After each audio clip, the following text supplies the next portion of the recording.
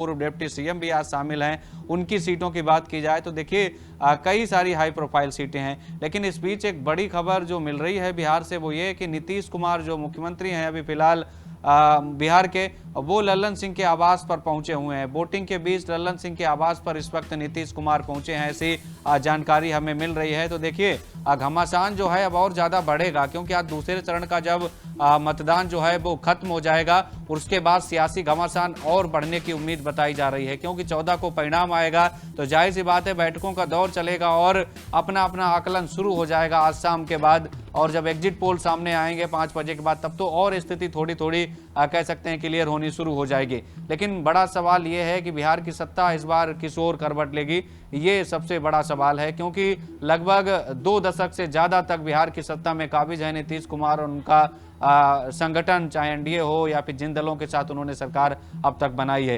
लेकिन इस बार क्या ये रिकॉर्ड कायम कर पाएंगे नीतीश कुमार, ये भी अपने आप में एक बड़ा सवाल है। फिलहाल 10 से 12 मंत्रियों की साख आज दांव पर है, 2 पूर्व डिप्टी सीएम भी शामिल हैं। इसके अलावा कांग्रेस जो बिहार के अध्यक्ष हैं राजेश राम, उनकी भी प्रतिष्ठा का सवाल बना हुआ है। तो सुबह 9 बजे तक 14% के आसपास मतदान बिहार में हो गया है और सुबह से ही लगातार मतदान जारी है। बड़े दिग्गजों में बात करें तो अभी पूर्णिया से जो निर्दलीय सांसद हैं पप्पू यादव, वो भी वोट डालने पहुंचे। संजय जायसवाल को हमने तस्वीरों में दर्शकों को दिखाया था। तो देखिए 20 जिले हैं, 122 विधानसभा की सीटें हैं और इन 122 विधानसभा सीटों पर 1302 उम्मीदवार चुनावी मैदान में हैं। इसके अलावा आप देखिए करीब 3.25 करोड़ यानी 3 करोड़ 70 लाख मतदाता जो हैं वो 1302 प्रत्याशियों की किस्मत का आज फैसला करेंगे। जी बिल्कुल, तो तस्वीरें हम लगातार अपने दर्शकों को टीवी स्क्रीन पर दिखा रहे हैं। लेकिन नानू, अगर बात की जाए इस बार बिहार के चुनाव को फतह करने के लिए तमाम राजनीतिक पार्टियों ने पूरी ताकत लगा दी।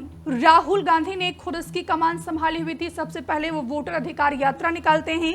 राहुल और प्रियंका गांधी ने दोनों मिलकर 25 रैलियां की। वही अगर बात की जाए भारतीय जनता पार्टी की, एनडीए की, तो भाजपा शासित 13 राज्यों की मुख्यमंत्री ने जो है यहाँ पर बिहार में प्रचार प्रसार किया। खुद प्रधानमंत्री नरेंद्र मोदी ने 20, अमित शाह ने 38 सभाएं की। तो ऐसे में आप समझ सकते हैं कि किस तरीके से बिहार के चुनाव को तमाम राजनीतिक पार्टियों ने कितना अहमियत दी है। देखिए बहुत बड़ा चुनाव है बिहार का, और इसलिए भी है क्योंकि कई सारे राजनीतिक दल हैं और बिहार का चुनाव दिल्ली की भी दिशा तय करेगा, इसमें कोई दो राय नहीं है। लेकिन जनादेश क्या आएगा इसका हमें इंतजार करना होगा 14 नवंबर का। लेकिन इस बार की स्थिति थोड़ी अलग है, क्योंकि जब आप लगातार 2 दशक तक सत्ता में रहते हैं तो जाहिर सी बात है एंटी इनकम्बेंसी जैसे तमाम मुद्दे आपके खिलाफ हावी हो जाते हैं। लेकिन इन सबसे निकलकर बाहर निकलने में माहिर है नीतीश कुमार। लेकिन सत्ता इस बार उनके हाथ में आएगी ये कंफर्म नहीं है अभी। लेकिन जिस तरीके से माहौल अभी बना हुआ है, चाहे आरजेडी की तरफ से बनाने की कोशिश की गई हो, चाहे महागठबंधन के दूसरे तमाम जो सहयोगी दल हैं उनकी तरफ से की गई हो, तो उनका कितना व्यापक तौर पर असर होगा ये 14 नवंबर को जब जनादेश आएगा यही समय होगा। लगभग तस्वीर साफ हो चुकी होगी। और अभी जिस तरीके से वोटिंग हो रही है और पहले चरण में जिस तरीके से मतदान हुआ 65% के आसपास वोटिंग हुई और वो रिकॉर्ड मतदान हुआ था, तो उस रिकॉर्ड मतदान के बाद से ही कई सारे सवाल और राजनीतिक चर्चाएं जो हैं वो शुरू हो गई हैं कि रिकॉर्ड मतदान से किसे फायदा। क्या महिलाओं ने बम्पर वोटिंग पहले चरण में की तो उसका फायदा क्या नीतीश कुमार को जीविका दीदी या फिर पेंशन में जो बढ़ोतरी की गई उसके रूप में मिलेगा, या फिर महागठबंधन इसका फायदा उठाएगा कि एंटी इनकम्बेंसी के खिलाफ लोगों ने मतदान किया। तो ये अपने अपने दावे हैं, अपने अपने समर्थन में तमाम कह सकते हैं दलीलें दी जा रही हैं। लेकिन 14 को जब जनादेश आएगा तभी ये क्लियर हो पाएगा कि जनादेश किसके पक्ष में आ रहा है। लेकिन बिहार में माहौल काफी टाइट है। आप देखिए प्रधानमंत्री मोदी से लेकर केंद्रीय गृह मंत्री अमित शाह, राजनाथ सिंह, इसके अलावा नीतीश कुमार से लेकर तमाम जो सहयोगी दल थे, किसी ने भी किसी प्रकार की कोई कसर नहीं छोड़ी चुनाव प्रचार में।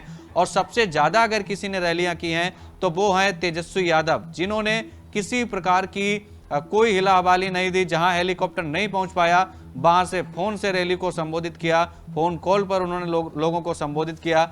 मौसम खराब हो या दूसरी तमाम चुनौतियां हो, लेकिन तेजस्वी यादव ने सारी चुनौतियों से निपटते हुए सबसे ज्यादा वहां पर चुनावी रैलियां की। हालांकि कांग्रेस पार्टी की तरफ से राहुल, प्रियंका ने कमान संभाली, लेकिन खड़गे ज्यादा आपको नजर नहीं आए। कांग्रेस के जो राष्ट्रीय अध्यक्ष हैं उन्होंने 2-4 रैलियां की, उससे ज्यादा वो वहां पर दिखाई नहीं दिए।